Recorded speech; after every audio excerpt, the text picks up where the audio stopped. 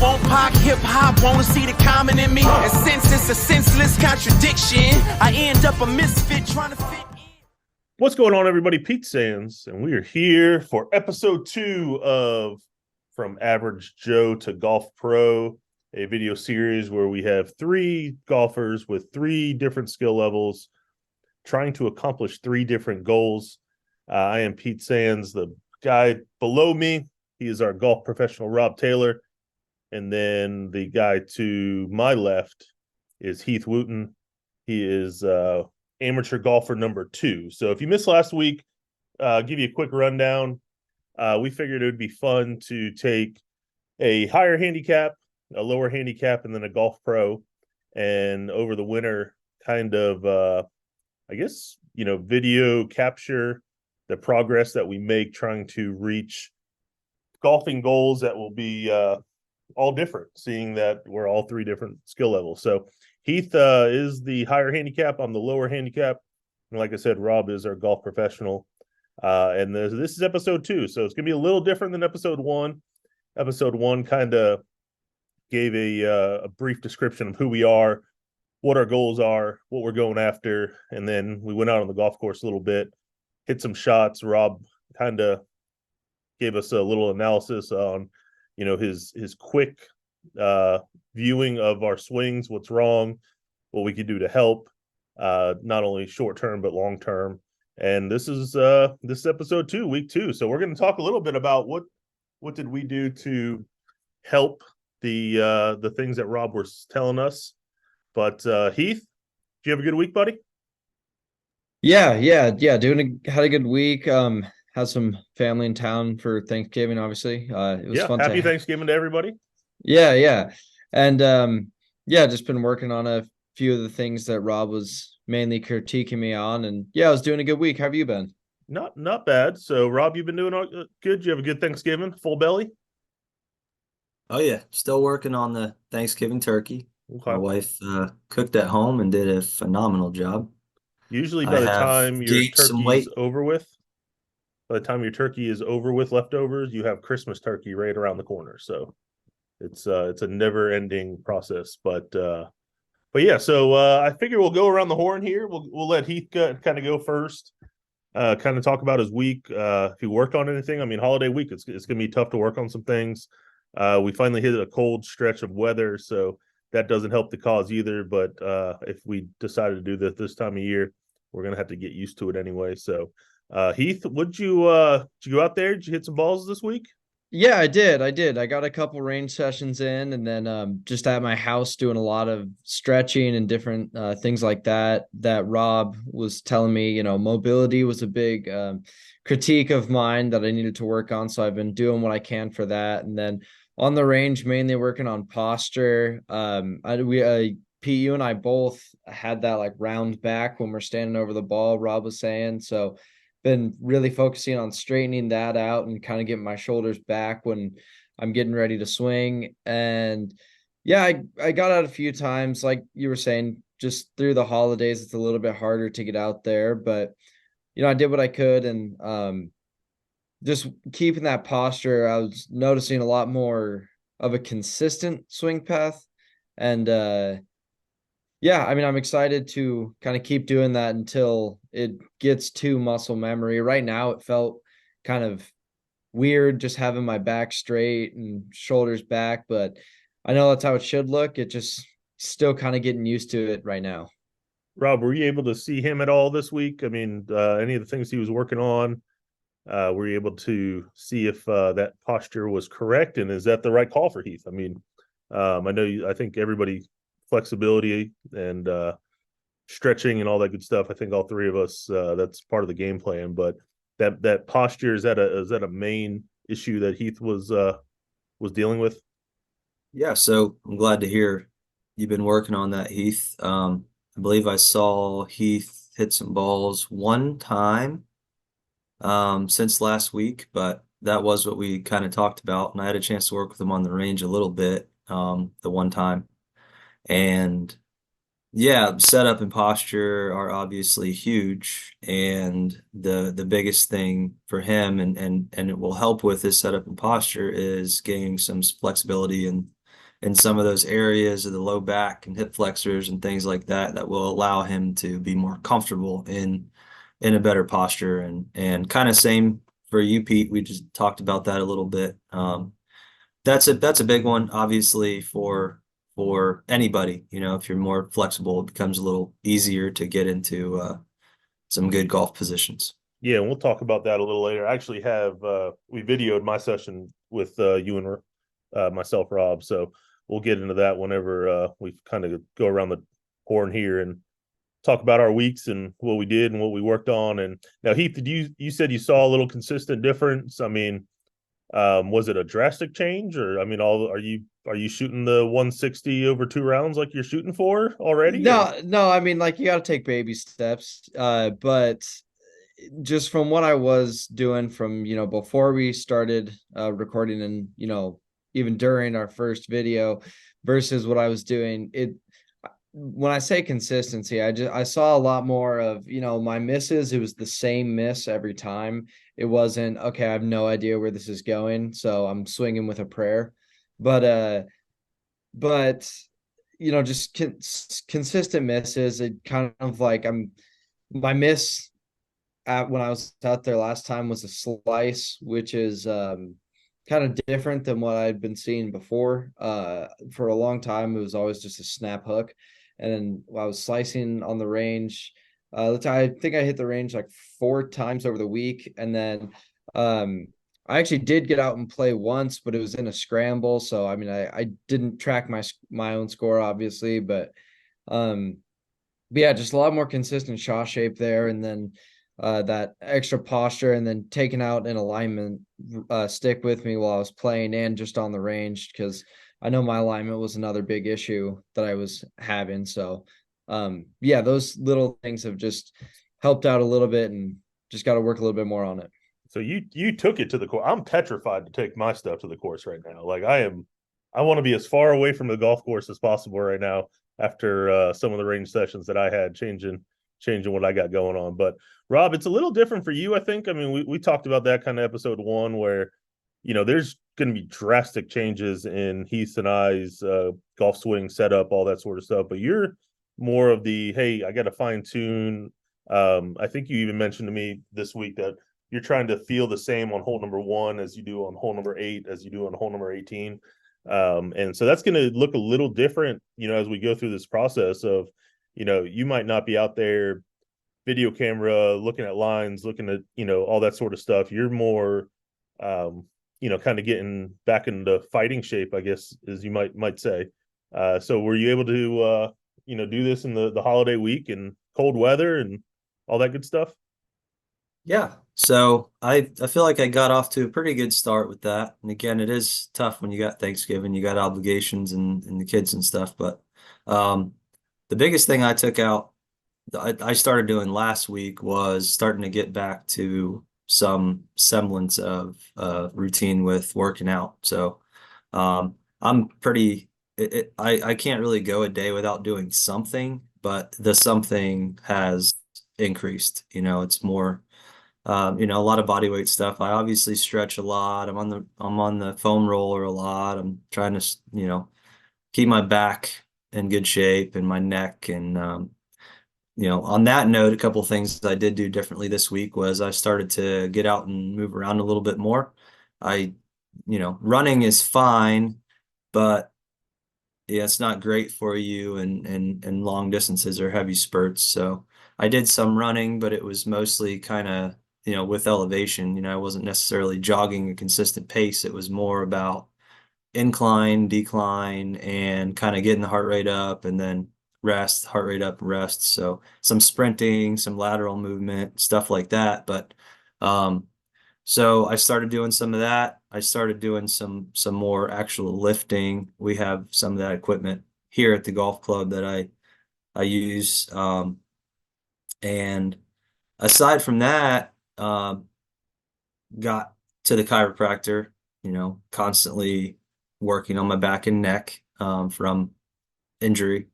And I did have a chance to kind of change up some equipment.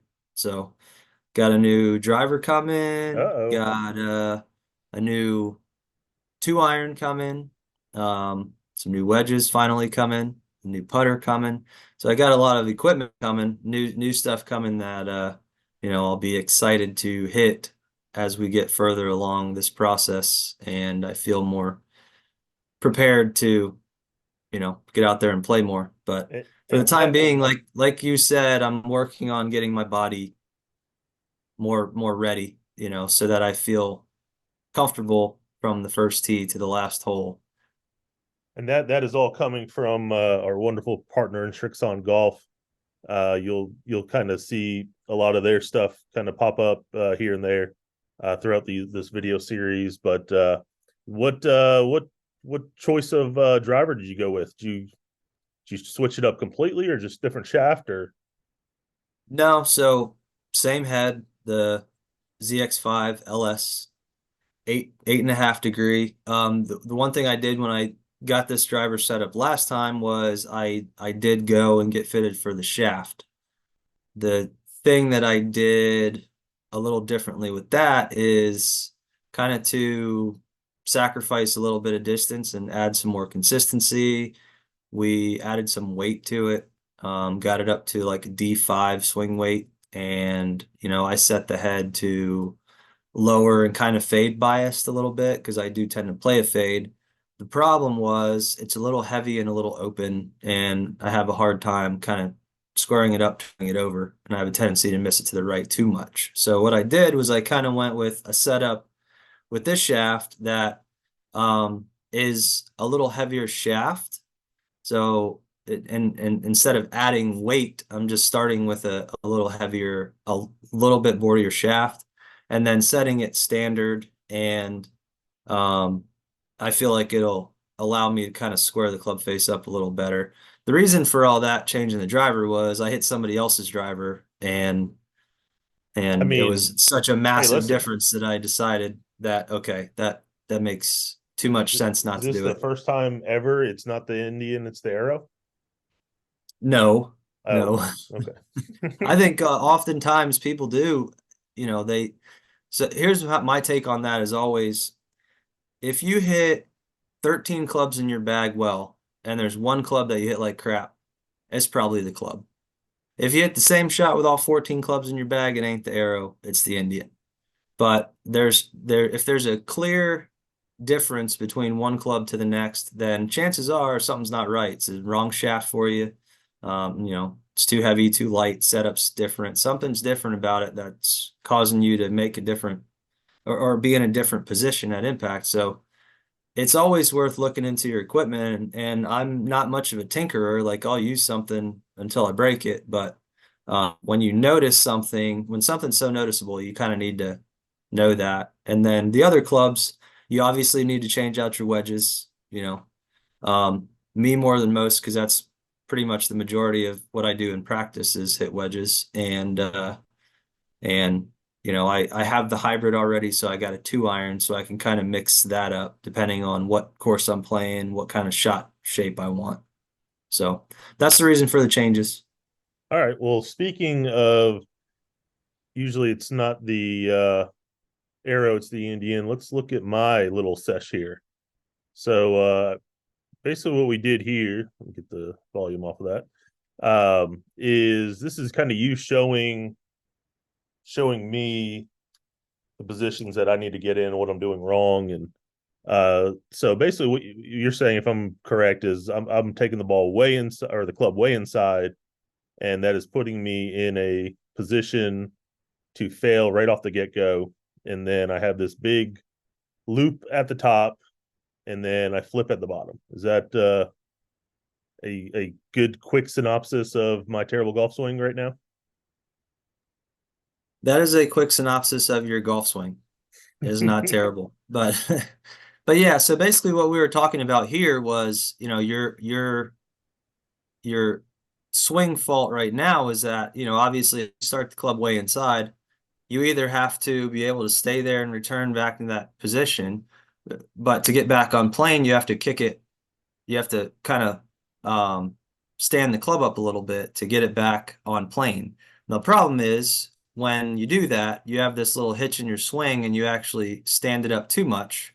So then you're getting steep, you're kind of getting steep, dumping behind it, and then trying to save it with your hands. And anytime your hands are super active, and we talked about a lot of face rotation, like is anytime you're trying to abruptly square the face or really try and hold it from shutting, then consistency is going to be lacking, and you're not going to make consistent contact. So what we worked on you doing here is being in a more neutral kind of on plane position on the way up, more up the forearm on the hands than up the forearm, and trying to get you to feel that club instead of going out and standing up.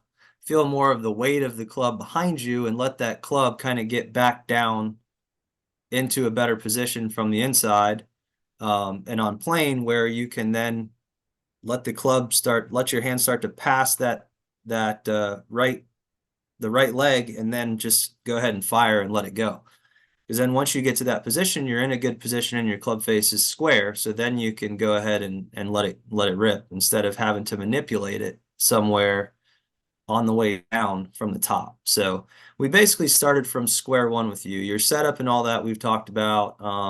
You said, as we've talked about, that you need to do some flexibility things as well to help with that transition, and that posture. But the biggest thing is trying to get that little hitch out of the start of your downswing by cleaning up your takeaway a little bit, and it'll make it more efficient, and you'll be able to consistently get back to a good position to hit the ball from. And we are not both Tommy Two Glove Gainey here. It was a brisk afternoon when we decided to do this. So that's why you see two gloves on both of us. But yeah, I mean, I feel like, and this is a process, right? I mean, it's not going to be fixed overnight. And I made the joke about not wanting to be on the golf course, because it does feel completely Chinese. Even the little things that you're changing makes you feel very uncomfortable in your golf swing. But I think that's probably, where we wanted to be. So we spent, we were out there probably a good hour. You're going to see, let's see if I can get a little bit farther along. You're going to see we did you put the alignment stick down for me to make sure my feet are aligned, because I do feel like I open up some, which will probably cause that little hitch at the top because I'm swinging down my foot line a little bit. So we squared me up there. I'm coming a lot more outside. I was hitting a lot, like I was hitting pole, but what you were telling me was basically, like, right now we're not worried about where the ball's going. We're worried about basically how I'm making that contact into the golf ball. So a lot of that stuff will be fixed as we go, but I hit a lot of poles. Yeah, exactly. So first priority is, once we get you back to where you're aimed properly, the next priority is let's start making consistent center contact, instead of the inconsistent, toe thin. Let's get back to consistent center contact. And because of the flip, you're aimed down the line, you're doing a better job of not getting the club wrapped behind you and really coming over the top, but it's still there. And there's still that flip at the bottom. So you were smoking some of these, but they were going, 15 yards left of your intended target, because you're so accustomed to aiming 10 yards right of your intended target and kind of over the top flipping it back online, which obviously, when it works and your timing's good, can work, but it's not consistent, and you're going to have good days and really, really bad days doing that. So we want to get you on better lines and get you hitting the ball in the center a little more, and then we start to work on how do we straighten that ball flight up. And it's funny because, like, I'm watching the club takeaway here, and I'm seeing, oh, it's coming straight back like it probably should be. It felt like I was bringing it so far outside, almost like Jim Furyk style. But I mean, it's when you have that muscle memory of just yanking inside, it's going to feel a lot different, because it feels like, and I don't know if you guys can see my mouse right now, but it feels like I am coming like way out here, even though it's coming straight back.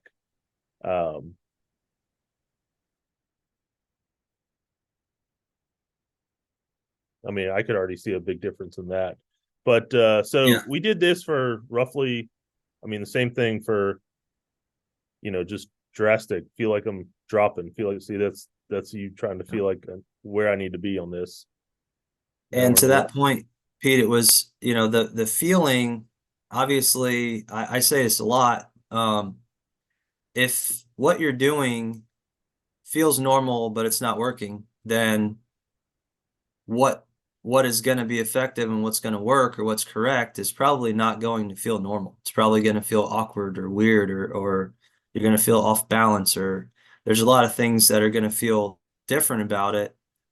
And you're not going to get back to that good position by just working on that good position. You kind of have to over exaggerate feels Mhm. so that you can start to kind of bend your swing back where it needs to go. So yeah, it's gonna feel weird. It's gonna feel completely foreign for a little while until slowly it starts to get a little more normal, and your body starts to adapt and sync up to those positions. Yeah. So like I said, Rob, we did that's this. Go ahead, Keith. I was just gonna say, Rob, that's something that you've talked to me a lot about is how, if something's not working for you, then if you're doing something different and it feels different, then it probably should feel different. And that's why just when I was out there and you were out there with me, straightening out my back, which is, just watching me probably looks very little of a tweak, but over the ball and when I was swinging, it felt like a whole new sport that I was trying for the first time. Like it was completely different and it felt very foreign. Well, and then here you did the little ball drill. I think you called it the Tommy Fleetwood drill, where you put a ball next to it, so it forces you to kind of swing either down the line or even out a little bit, so you don't hit that ball that's kind of right next to it. Yeah. And So sorry, Pete, but that's like you said, Tommy Fleetwood drill, or a barrier drill is what I call it. The barrier drill is once you kind of get a little more comfortable with the feel, then you have to work something that um, kind of forces you somewhere, and a barrier is a great way to do that. Once you can do it, then the way to start kind of honing that is to give yourself something that forces you to do it. Otherwise, you're going to get instant, immediate negative feedback from when you smack into that ball you're not supposed to hit. So it's just a good way to kind of get you really emphasizing a certain feel with instant feedback. So ah, crap, I didn't do it, or okay, good, I did it, and hit Yeah. that ball.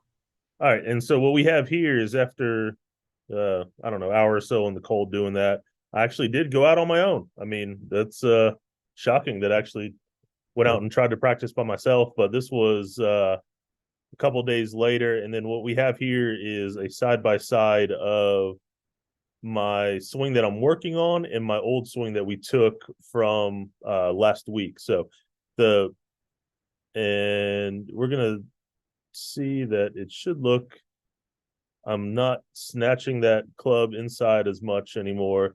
And this is where it's a lot more drastic in my eyes, how much flatter the top of the swing is. I mean, you can see there that club face is pointing way right at the target on the one to the left, my old swing. And now my kind of what I'm working on is a lot more flat, a lot more kind of at the target.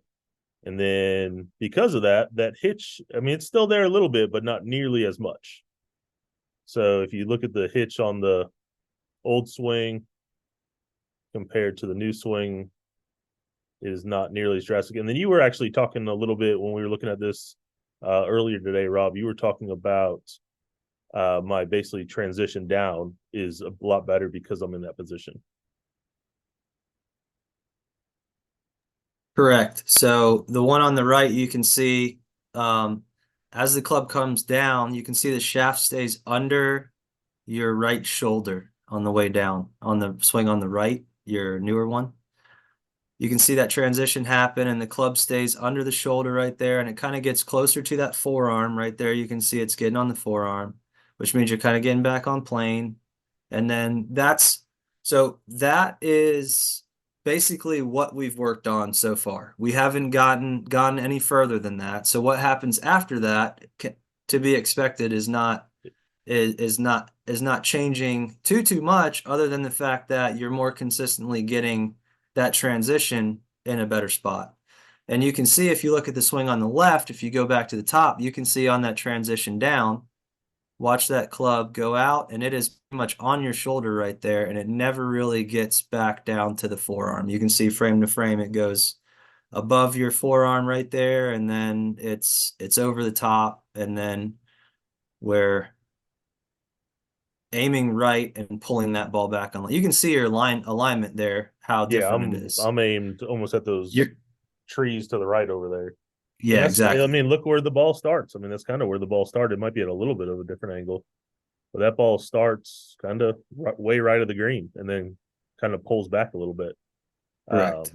But then what you see on the right here is what, I think, and obviously continually work on what we worked on last week, but this little flip, that is my nemesis right now, is that right hand turning over way too early in the golf swing. Yeah, exactly. And we were talking about part of that is because of my unflexibility. I can't get that hip to clear, so something has to clear, and it's my right hand that's clearing because my hip's not clearing. Correct. So that's where you're always going to struggle with you're always going to struggle with consistency there. And I'm assuming you're going to move into the drill you started doing after that, which was great. I will see. Let me pull that up real quick. I should be able to get to it fairly quickly. Stop here.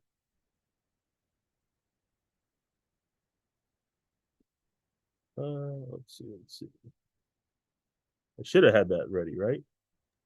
Well, it's all right. I didn't know if you were going to go into that, but I didn't want to put you on the spot there. Basically, the drill you were doing from after that was basically a punch, like hitting punch shots effectively, taking half kind of chippy swings, getting it from a good position, half back basically, and then working into contact and then through contact. And what you were doing was kind of quieting your hands, right? Trying to get that club down and past that leg, and then get the hands to kind of pass to stay ahead of the club face a little longer, and then kind of let the release happen later, which was good. You said it was a struggle at first to do that drill, and then it started to slowly get a little better and a little better. Let's share the screen. All right, so this was the drill of working on just punch after punch after punch. So if you see, let me get back to it. You see here,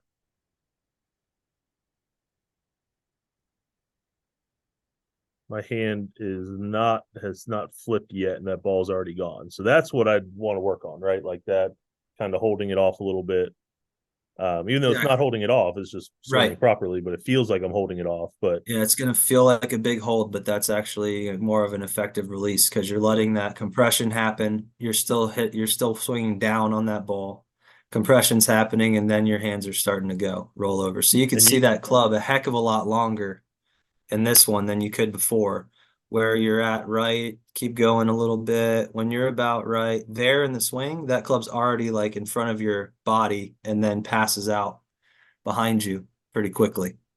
I mean, you could see just these little punch. I mean, that is straight and pretty much even almost a flight that I wanted, like a takeoff that I wanted, that initial, instead of it being so high and so spinny off the club. But and then, I mean, I figured, this week I'm going to be working a lot on that. Let's see if I can get the last one here. And it's just repetition. I mean, it's retraining my muscles that have swung the same way for 30 plus years to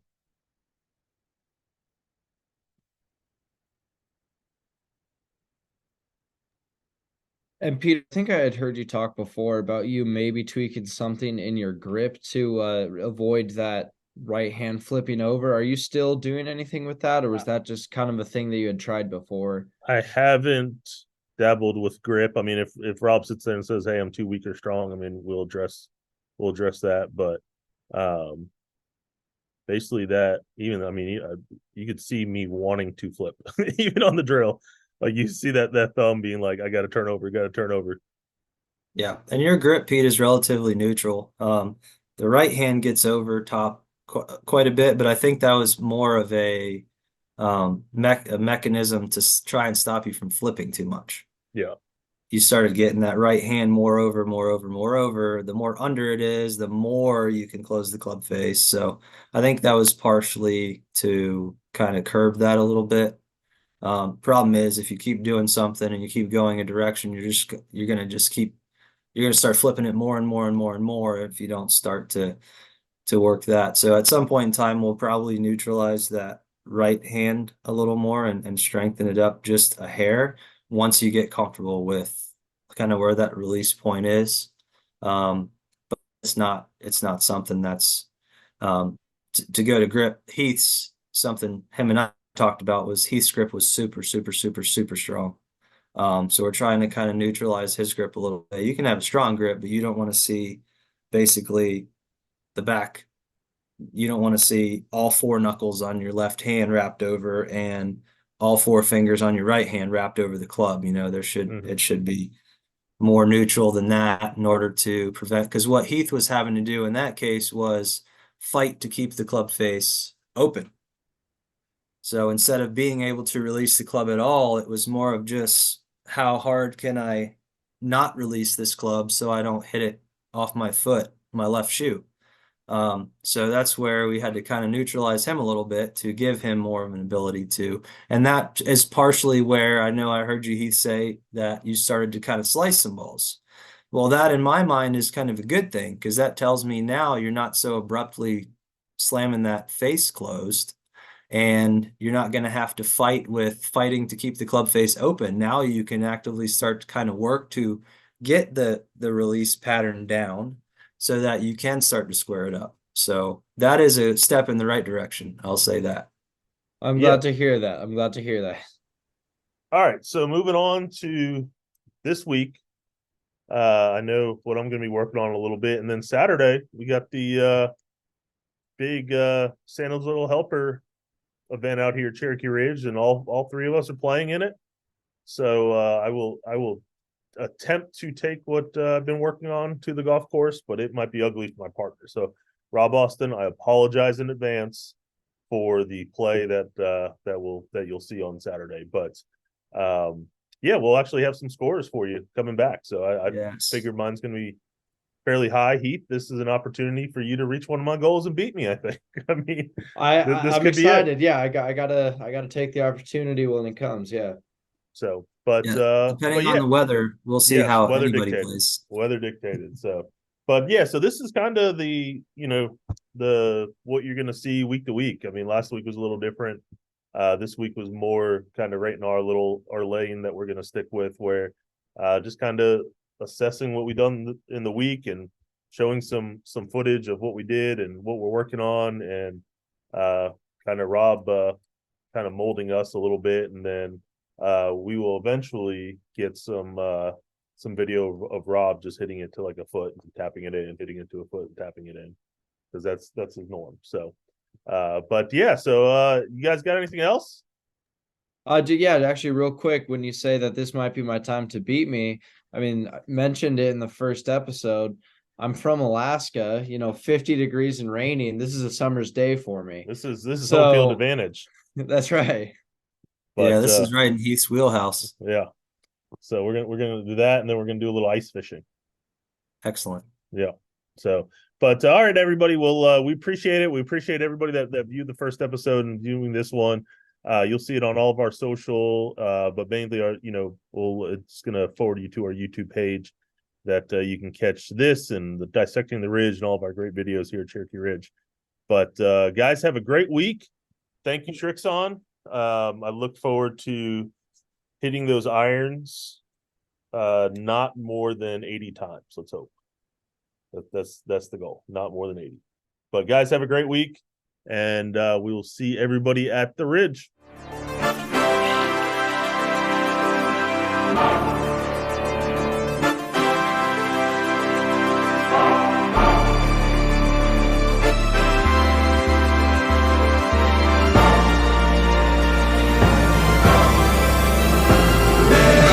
Mama wants some Obama in me. The hood won't pop, hip hop wanna see the common in me. And since it's a senseless contradiction, I end up a misfit trying to